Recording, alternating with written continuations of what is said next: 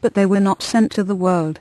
One of the most notable times when God gave great power to a prophet was just over 3,000 years ago, when he raised up Moses to lead the Israelites out of Egypt. This time marked the beginning of a new phase in God's plan to work with a physical nation. At that time, God chose to begin revealing himself to part of mankind in a greater way than ever before. It is important to understand the story of Moses, so that you can grasp the magnitude of what God will do through his end-time prophets. These 2 prophets will be sent into the world. In actuality, there has never been a time when God has given such power to his prophets to accomplish so much, and on a worldwide scale. These 2 witnesses will be the most formidable prophets God has ever used in all 6,000 years of human history. Moses was understandably concerned that the Israelites would not believe him, so he asked God, "Who shall I tell them has sent me unto them?" God simply responded, "Tell them I am, has sent me unto you." But God also told Moses to tell the Israelites even more, instructing him to say, "This is what you shall say to the children of Israel: the eternal God of your fathers, the God of Abraham, the God of Isaac, and the God of Jacob, has sent me unto you." Exodus 3:15. 12. Moses was to address the Israelites, and even Pharaoh, in a straightforward, matter-of-fact manner. It was not Moses' responsibility to try to prove this in some way. It was God's. God showed the Israelites and Egypt that Moses was his servant and his prophet, by fulfilling what he said through him. You should note that God did not use the gift of healing, or the performance of other miraculous signs to deliver the Israelites from Egypt, and he will not use such signs in the end time to reveal where he is working and with whom. Some people believe that God will perform such signs in the end time to reveal his church and his true servants. That is not true. Just as God humbled Israel and Egypt in Moses' day, he will do the same during the end time. The whole world will be humbled before the power of Almighty God. This miracle of God, the exodus of a nation of people from Egypt, sent fear throughout the world. God will once again show unrepentant mankind the consequences of opposing him. The Almighty God is going to bring about the end of 6,000 years of man's self-rule on earth. What God did through Moses is small by comparison to what he will do through his 2 end-time prophets referred to as his 2 witnesses. Hopefully, you will begin to see the magnitude of what is being said in this book, and what is about to come.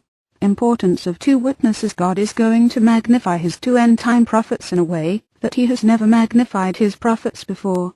Approximately 1/3 of the Bible contains prophecy from God, and nearly 80% of that prophecy applies to this end time. The major work of these 2 prophets will be during the last 3.5 years of this end time, the most momentous 13 time in all human history. This final period will be the culmination in God's plan of salvation, reaching a pinnacle through this transition from one age into another.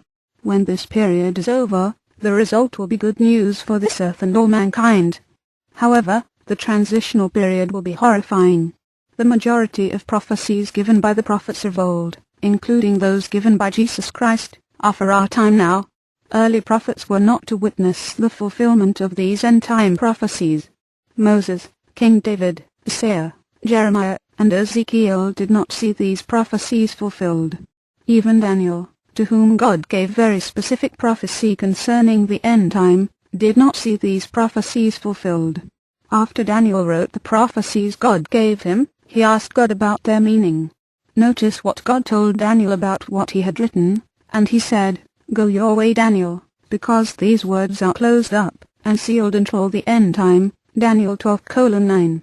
This time in all human history is so important, because these prophecies pertain to our time now. It is at this time that God will accomplish the fulfillment of all the things written by all his prophets of old. This too is why God places so much importance on the revelation and work of his 2 end-time prophets. These 2 people will reveal the present-day meaning of all the end-time prophecies, and they will witness the fulfillment of all the writings of the prophets of old. The work of these 2 prophets will be powerful and mighty before God. They will be instrumental in revealing God and his truth to this earth with power and strength on a scale that mankind has never witnessed in ages past. These 2 witnesses will proclaim the meaning of prophecies, that have been hidden from man, prophecies that occupy over 25% of the Bible. They will give testimony, witness, of the validity of God's Word 14 that is to be revealed to man over the next few years. Then they will also witness their fulfillment, as will the rest of the world. How important are these two witnesses to God's plan? What kind of significance does God place on them and their role? This can be answered, in part by understanding some of the symbolism God gives concerning them. God the Father and Jesus Christ inspired the prophet John to write the book of Revelation. John never saw the fulfillment of what he wrote, because it was not about his time. The beginning of Revelation is mostly about the Church of God, that would continue for nearly 2,000 years, leading into the very end time. John gave testimony about 7 church eras that would exist through this time. One era would follow another until the last era, the Laodicea era.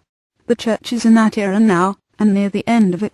Laodicea is the last era of the church before the return of Jesus Christ as King of Kings, to rule the earth in God's government. Man's government is about to be brought to a close. In the first chapter of Revelation, John describes these 7 church eras, in symbolism, as 7 golden lampstands. Certainly the symbolism is important to God, because it is about his church, that has continued since the day of Pentecost in 31 AD, with each era leading into the next, until the end. The next 2 chapters go on to describe the unique characteristics and role that each era would fulfill. Later, in the book of Revelation, God gives more symbolism that reflects the importance of his 2 witnesses. Notice what God says. And I will give power unto my 2 witnesses, and they shall prophesy 1,260 days, clothed in sackcloth, symbolic of humility. These are the 2 olive trees, and the 2 lampstands standing GK. Set 15 established before GK, in the presence of the God of the earth.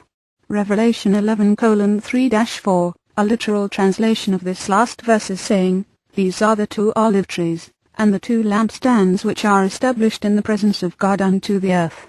These 2 people are represented as 2 lampstands and 2 olive trees, which God sets before him to reveal his will to the whole earth. This symbolism is of great importance to God. It represents what he is about to accomplish on the earth through his 2 end-time prophets. The symbolism of the church and these 2 witnesses is also recorded in Zechariah.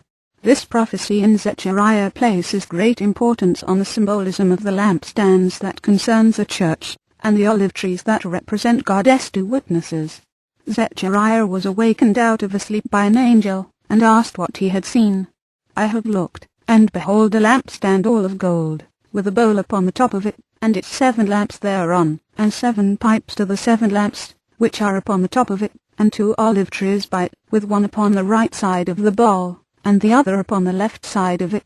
Zechariah 4:2-3. This is the same symbolism that was given to John concerning the church eras and the 2 witnesses. Zechariah continued to question the angel. What are these 2 olive trees upon the right side of the candlestand, and upon the left side thereof? And I asked further and said to him, What are these 2 olive branches which go through the 2 golden pipes, to empty the golden oil out of themselves? And he answered 16 me and said, Don't you know what these are? And I said, No, my Lord. Then he said, These are the 2 anointed ones, that stand before the Lord unto the whole earth. Zechariah 4:11-14. This prophecy in Zechariah is the same as what is clarified more fully through John in the book of Revelation. These 2 olive trees that stand beside the candlestands, which picture the 7 church eras, symbolize the importance, magnitude and power that will conclude nearly 2,000 years of church history, and 6,000 years of man's self-rule. God's 2 anointed ones, his 2 witnesses, his 2 prophets, are established to witness to the whole world about the greatest phase yet of his plan and purpose for mankind. It is the prophetic transition from one era to another,